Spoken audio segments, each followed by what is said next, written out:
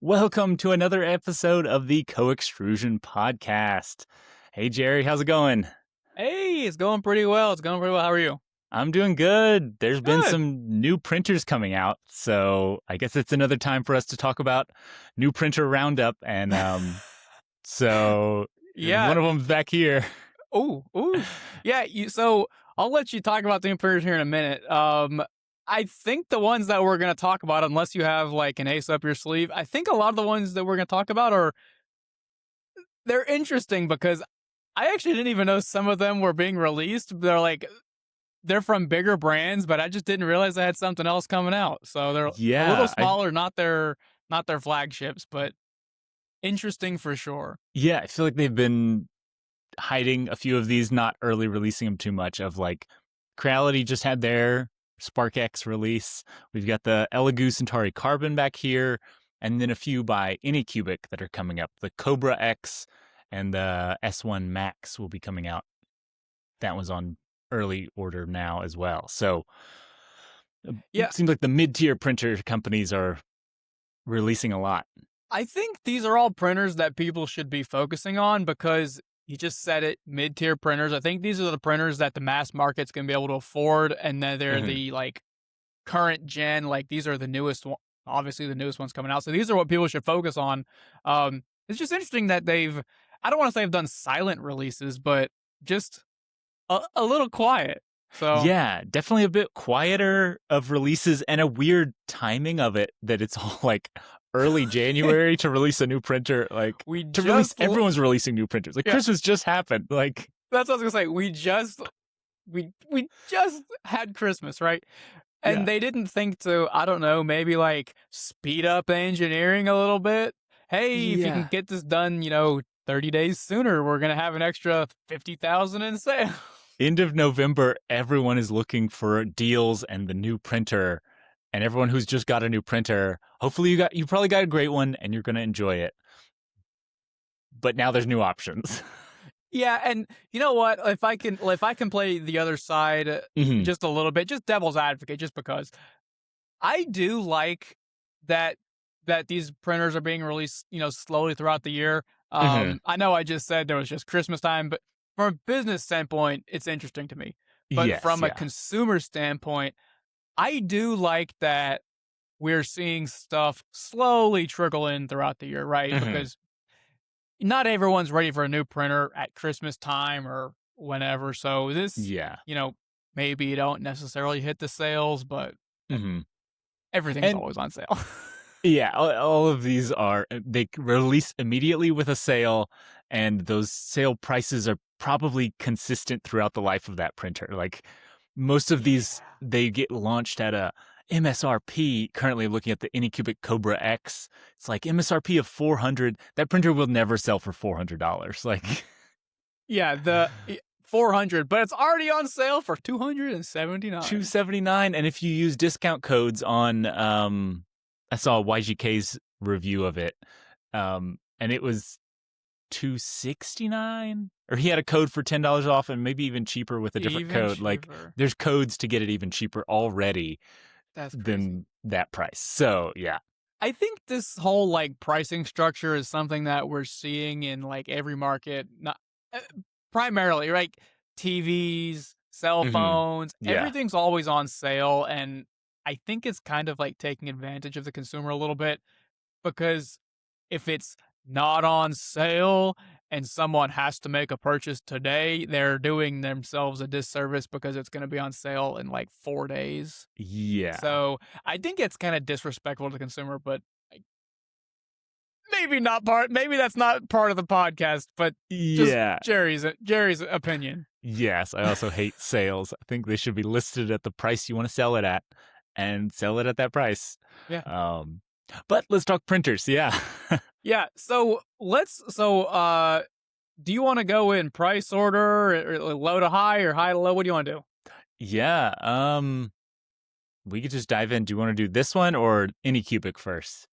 Well, so you have that one. You have that one in the background. We've been talking about it a lot. Let's maybe leave the suspense. Yeah, suspense. Let's talk about that one last. Yeah. All right, heads or tails? We're going to talk about the Cobra S1 Max or the Cobra X. Let's do the Cobra X because that's the interesting one, I think. Okay. All right, the Cobra X. So this one is clearly a hit towards the market that Creality and Bamboo have with the A1 and the Spark X. Yes, it looks just like those printers, but at a very cheap price point. Changing out the filament changer in there. I don't know if you've watched any reviews on it, but the filament changer is like a really complex little bit of engineering that how they've made it work out in there. Yeah. So I actually have not seen I saw Taylor or YGK's video on YouTube, and just side note, I actually, honest to goodness, thought that it was a Bamboo A1 in the image, and then when I was scrolling by, I was like, wait a minute, why are the filaments? Oh wait, that's not.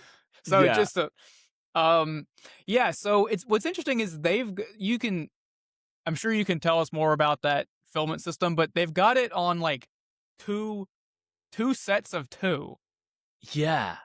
It's such a weird the design choice of mounting the filament on the gantry up top like that is weird. I thought they didn't usually put that much weight up there because that just makes your printer more difficult to balance, basically. It's added Yeah. weight and you're Do you remember when the Bamboo A1 first released, they actually released an STL adapter for the AMS light in order to be able to put it there on the top of the gantry? Yeah. And no one used it except the people in that video, in those very first review videos, probably because they had to. So I feel like this is a marketing like a saving money scheme, because they can mount the spools here on an open bed slinger machine, and they don't have to sell a full scale AMS, another product, more manufacturing.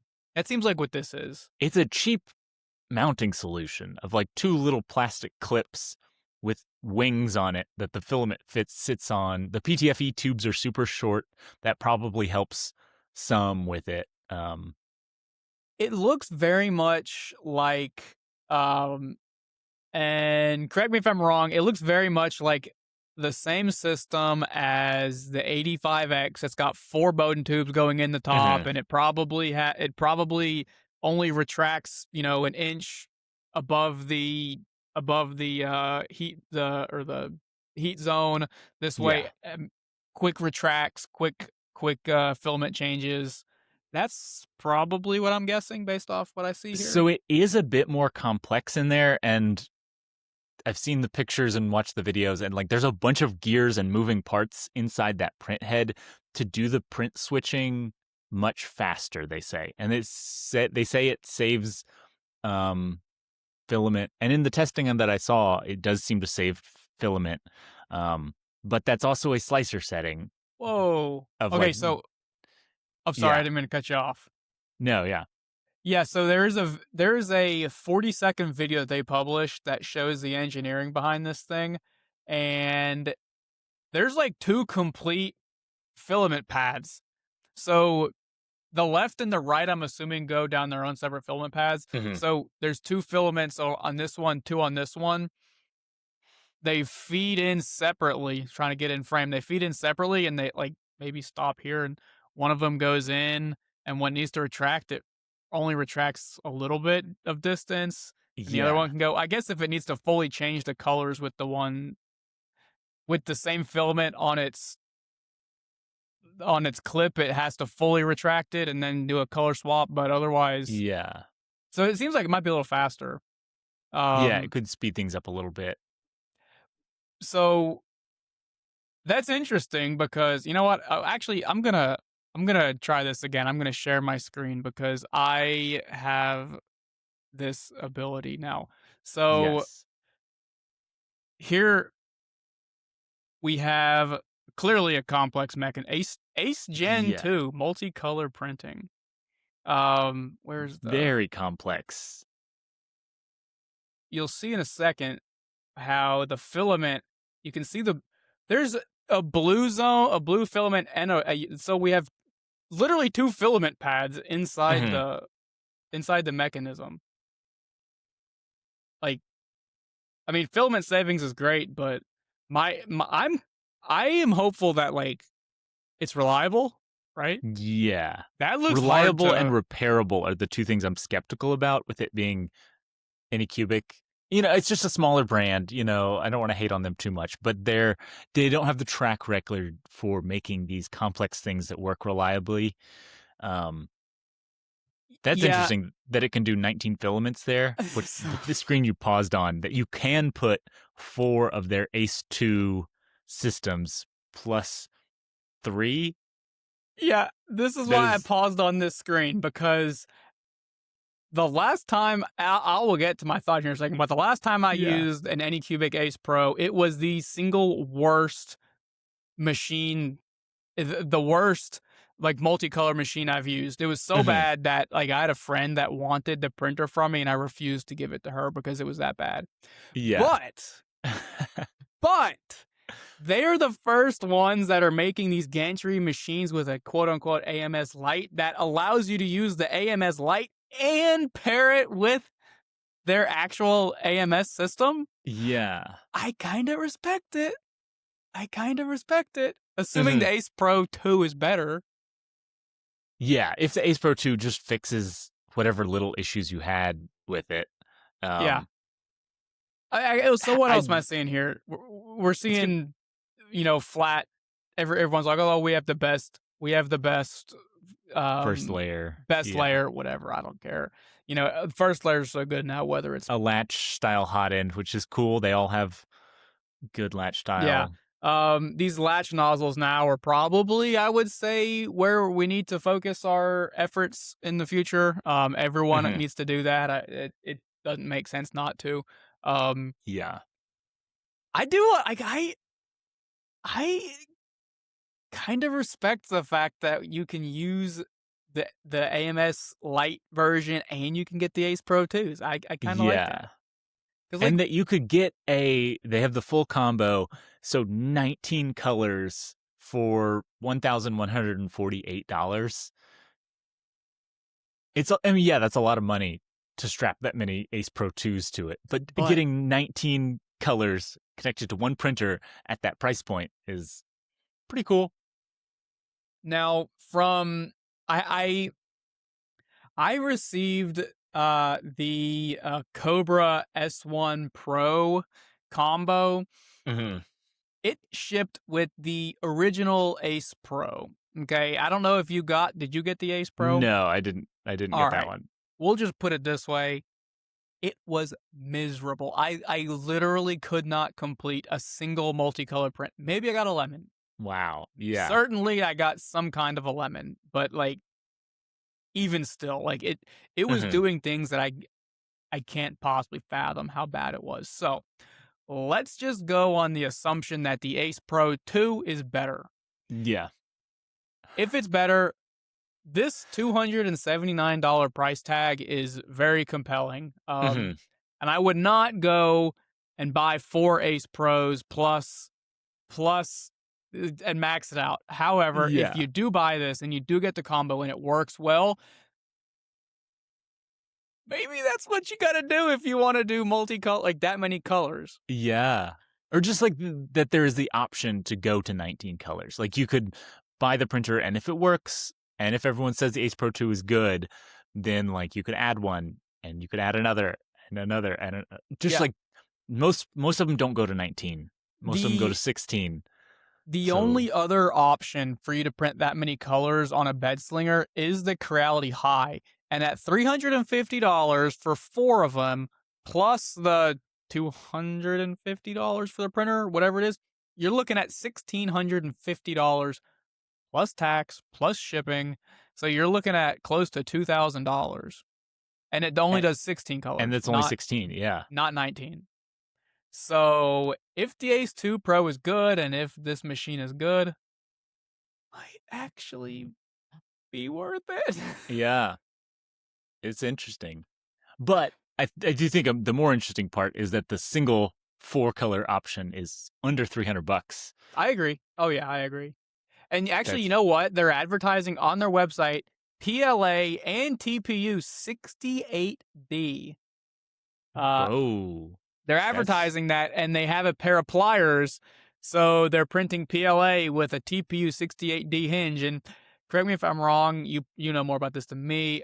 68 is a lot more flexible than 90, correct? Oh, D. Yeah, the D to A is really weird. Okay. I thought the lower, the more flexible, but yeah, low is more flexible, okay. but the comparing the different scales can get weird. Oh of yeah, like, normally it is measured in the A scale, like 90A. Yeah, D is really hard. Interesting. 68D is like 110 on the A scale. Oh, interesting. At least this first picture I'm looking at. So maybe so maybe that's why, right? Because maybe it's like 100. Maybe that's marketing strategy, but it's still flexible. So your print, so they're showing, at the very least, they're showing different materials being printed. Yeah, some sort of a flexible, but probably more like a TPU for AMS type material, which is fine, but not. Yeah, it's not 68 on the A scale. Yeah. Otherwise, it seems like we're working with a run-of-the-mill machine, right? You've got an Anycubic app, you've got their Anycubic slicer, you've got, a standard build volume 260 cube. No, we have AI spaghetti detect, blah blah blah. It seems like just Anycubic's version of modern day AMS cheap printer. So yeah, with a very complex hot end, and so like repairability and fixing, if something does get clogged in that complex path, could be way more difficult. I know. that gets into a thought about like cost, because now you got to start buying. You got to start buying parts for that machine. You can't just buy parts that are good for any machine, which we've started to go down this rabbit hole after the last year and a half, where most nozzles are specific to machines. So maybe that's no different, but yeah. And same with this one, it's another proprietary nozzle that just works for this printer. Yeah. Which is fine, really. Like, I don't even care about that argument anymore of like, cool, yeah, you have this printer, so buy nozzles for this printer. Sure. Sure. Yeah. So what do you think we go, do we spend any time with the Cobra S1 Max, or do we just zip on by to do the Centauri Carbon 2? I think we've mentioned it, and that is about all we need to cover. It looks like a Cobra S1, but it's bigger. It's we'll bigger. See. I haven't seen anyone talk about it yet, so we saw it on their website when looking up the Cobra X. So we thought we'd mention it in our printer roundup, and we've mentioned it. So let's move on. Yeah, this is my TLDR. It's an S1 Pro, but bigger, and we don't know anything about the Ace 2 Pro. If the Ace 2 Pro is better, we already talked about that, then who knows? Maybe it's better. Yeah. That's all I got. Oh, wait, I got one more thing. Yeah. Holy Toledo. It's got an MSRP of $1,100. Obviously, it's on sale. Still. On sale for $850. Launch price. $850. You can get a Bamboo P1S for that price, right? I think you can. You can get a P2S. Yeah. The new one isn't that much. I forgot the P2S was even a thing. I'm sorry. Yeah. Hold on now. The P2S is $800 for the combo. Probably Anycubic. smaller. I feel bad saying this. So the Anycubic is big. It's a 350 in every dimension. So that's fair. A lot larger than actually okay, that's fair. Although I do have to say this. I would love to try an Anycubic printer again and try the Ace 2 Pro. However, with my previous experiences, I would be very, very, very cautious to buy at least the S1 Max, because it is so expensive. At least the Cobra X is cheap, and you're not missing out on much if it doesn't perform well. I wouldn't pre-order. Wait till the reviews come out. See how it works for people. Now, okay, JJ, woe me with the Centauri Carbon 2, because the Centauri Carbon 1, if I talk to anyone that has ever used it, you know the most about Centauri Carbon 1. You have a lot of print hours on it, and it was basically, the 1 was the best, cheapest, Core XY that was on the market. Yeah, it was just like a solid, reliable, small Core XY printer that was cheap. And I think if people bought it expecting upgrades, expecting multicolor to come along, it never did. And so I think some people were disappointed in that. Me, I only saw it as a single color printer, and I think it was a good single color printer. But now, instead of making the Centauri Carbon 1 a multicolored printer, they have the 2 here, which it's now a multicolored printer. And it's interesting what they went with here, of similar to the 85X, of just strapping spools to the side, which I kind of like. I don't know. I go back and forth. I've been thinking about this during the reviewing process of like, do I like this or do I want a separate box? Like, if you could build your perfect machine, how would you do it? And this is kind of nice having them right here on the side. It is weird because the RFID tag is up here. So you take the spool and scan it and then load it. Wait, what? And then on the screen, it asks, where did you load, where did you put that spool? And then you're like, I put it over here. At least it has RFID scanning capabilities, but that's not great, but at least it's got the capability. Yeah. The other downside is they don't have very many RFID spool filaments. They sent me a stack of, I don't know, 5 to 10. I don't know how many there actually are, but only one of them has an RFID tag, only the white. So I've got some like carbon fiber, PETG, and a bunch of different materials. But I can only, in my video, I can only show off like, look, I can show the white how it works. And it works, but it's still disappointing to be like, yeah. Yeah, maybe they'll come along and make more filaments with RFID tags, theoretically. Let's backtrack on your rhetorical question. You said, I don't know if I like the filaments being on the side or not. Yeah. So I have an answer, but I actually want to know, have you come to an internal discussion or conclusion on that one? I like it on the side because it's so compact and I can pick it up and move it around. It's very sleek. Like if I have a bunch of printers around here, so I can put this one on the shelf and I don't need to like it's not twice as wide, because if you have an external box, it's twice as wide. So I do like them on the side here. Dust is the only downside, and moisture. So they're exposed to the moisture and they're exposed to dust. But if we're talking about, presumably, so I'm going to take a guess here, the 85X is a remarkably cheap Core XY that does this. They coined this format of filament. Also, the Centauri Carbon 1 was incredibly cheap. So theoretically, I'm assuming the price tag on this machine is less than $350, maybe less than $300. So probably, yeah. For the price, I mean, literally it is cheaper than an AMS or a CFS, like the whole printer. Yeah. So can we really, is it reasonable? And this is like, honestly, is a question. Is it reasonable to complain about dust and moisture? I don't know. I am I'm like edging towards no. Yeah. And with how the filament loads vertically up in here, it's so easy with this style of printer of putting a dry box right next to it. And then the filament just feeds out of the dry box and directly up through here. So you can print TPU directly out of a dry box extremely easily. If moisture or dust is an issue with certain filaments, is easy to rectify here. The one downside to this is that what is that? This is the top. What? So you have these big wires up here, and so this is just like a Tupperware bin here. What the heck? The most like, and it's it's a Tupperware bin. It's like flexible and bendy. It's not. It looks like okay. That is terrible. Yeah.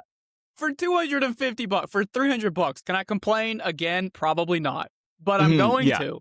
I'm going to. Yeah. How tall? Have you measured how tall that is? Because holy crap, that actually might not fit on someone's. 29 inches tall. That's not about 74 centimeters tall. That So is not small. quite tall. Yeah. Anytime I've ever reviewed a resin printer that has a flip lid, every single time a very serious measurement and part for me to disclose in the review is how tall is the printer when the lid is lifted all the way up. Yeah. Because most cabinetry, like if you have like a countertop with wall mounted cabinets, most cabinets won't support those flip lids because they're just too tall, and that is really tall. It might not fit on your table, and if you solid. want the like it's I don't know. It's not like the flexible PTFE tubes are just hitting something. It's like, no, this is a hard limit. Like you have to have something lower than this, and probably taller because you have to lift it up and over to lift it off. So yeah. This is my thought. Did that come with it, or is that an upgrade if you want to purchase it? Because so it came with it for me, and I assume it will come with the kit. Okay.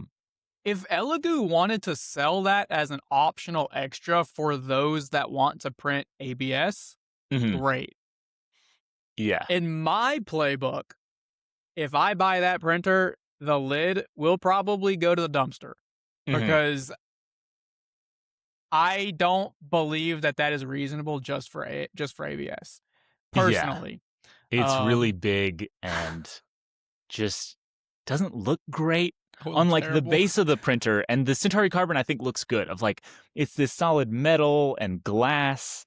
The screen is bigger. That's another huge upgrade over the last one. Of like it's a really big, nice screen. So like using it, it's one of the better screens that I've used on things. Has it been smooth and fluid? Because my baseline has quickly come to Creality's 5.5. Yeah. My baseline for interface has quickly come to Creality's interface. I did not like it when I got the K1, the original K1. Yeah. Maybe because it was new. But now that I've like gotten used to it, it is so fast, so smooth, so fluid. The menu navigation just makes sense. And a lot of people can't get that right. Does it feel good? Yeah, it feels good. I would say on the better scale of things. Maybe not as good as Creality just because I like Creality's. I think I would rank Creality's as maybe number 1. Bamboo on the H series printers is also up there. Like I would say those two are pretty close for number 1. I think I like Creality's more because it's a more menu-based system versus Bamboo on the H series. It's more like, here's a picture, like, oh, click that picture to start a print. So it's really easy once you know what you're doing.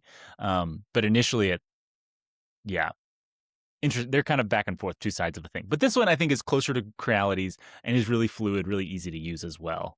I like that about Elegoo. Not that I have owned an Elegoo FDM printer actually ever. I've owned plenty of I've owned plenty of Elegoo resin machines. The resin ones, yeah. And I've played with Elegoo machines at TCT events, so I'm not foreign to them. Yes, That's one thing that I like about Elegoo is I don't know how they do it. They keep their pricing so freaking low. How do they do it? Normally, when you reduce your pricing, that means, at least in my experience, I have a lot of experience with these cheap FDM machines. That usually means your software gets limited very heavily because software, you have to have a whole separate team for software. So without an engineering team, you can't have a printer. So you have to have an engineering team. And if you want to sell a cheap machine, you can't cut the engineering team because you won't have a machine. So where do you cut? Okay, let's cut the software team. You go from a team of 5 to a team of 2. And the team of 2 can't do it.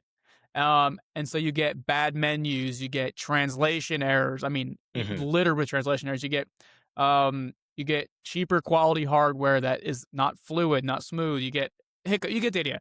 Yes. So Elegoo has done a good job, like keeping up, right? Yes, yeah. And I don't know. It's interesting where they've cut corners on here. Of like you were saying, like strapping the filaments to the side here. This plastic lid, it's a bit cheaper than doing something in metal and glass, but it works. The assembly of this printer, it took, I want to say 30 to 45 minutes of like how many little things you're screwing together. Like this is a separate part. You have to screw these two together and then screw it to the printer. Ugh. And then the poop chute on the back of there, it's like 3 different parts. You have to like screw them all together, and it's like a little weird that I was assembling, and 30 minutes later I was like, wait, what am I still doing? Like, I'm still working on the same printer. Like, modernly, if you have a Core XY being delivered, it should be printing within 15 minutes. It's a quick 10 minutes of taking the packaging out, unscrewing a few mounting points. Like, there's always those. Yeah. Sure, but I'll this give was you like 20. It should be printing in 20 minutes. That includes unpackaging and calibration.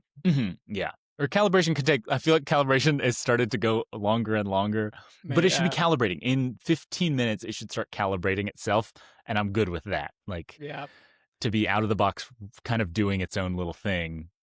But this one was like a lot of assembly. And so that's probably saving some cost. And I would take some savings personally of like, oh, cool, if you cut off a fair bit of money, but I have to spend 30 minutes assembling. Oh, that's fine. Like, it's weird. It's weird. Easy. It's easy. And it was all just like, screw this in here, screw this in here. But you're fair. screwing in enough things that you're like, this is weird. Like, I will take, if it's enough savings, I will take it. If I'm saving $20, ain't worth it. If I'm saving, 40 or $50 for 30 minutes, sure. Elegoo's doing some interesting stuff. I really, really, really love having those filament spools on the side. I want more manufacturers to do that. If your costs are low, if they're not low, don't do it. But I really like that. I hope they come in and make an AMS for the old Centauri Carbon, because a lot of people thought they were getting that. Yeah. I doubt you'll see one, but I doubt it's gonna happen. And it's kind of disappointing, but yeah, I like Elegoo, and I'm hoping this is gonna, if this is between 300 and 350, I think it's an easy buy. It's an easy buy. And I really want all these brands to just use the same RFID tags, because now they've all started using the same. Sorry, another little side note of they all have the same filaments. I've been looking at these brands and looking on they all have matte PLA, and they use the same names, like Sakura Pink. It's like, that's an identical color, identical machine made this filament, and they all have different tags. Yeah. So I have a little insight to that, and fair warning, they literally do use the same filament. There's like 3, maybe 4, I can't remember what number it is, factories in China that sell filament to every single brand. Like, you are definitely using the same filament. Yeah. And I think the naming is where I was just like, oh yeah, that's got to be where they're not even hiding it anymore. Yeah. Well, we've run our course for this episode. A lot of good printers, a lot of like I said, kind of soft releases, but it's good, right? There's slow releases throughout the year. Good, bad, whatever. I think it keeps things interesting. So yes, and something to look forward to, because some of these aren't out yet. So we'll see when they start releasing. And definitely. Yeah. We post videos every week. We posted a video last week. We're going to post one next week. Hope you guys subscribe if you aren't, and make sure to put some comments down below and leave a like. It helps the algorithm out. Yes. Thank you all for watching. Yeah. And we'll see you next week. We'll see you later. Bye. Bye.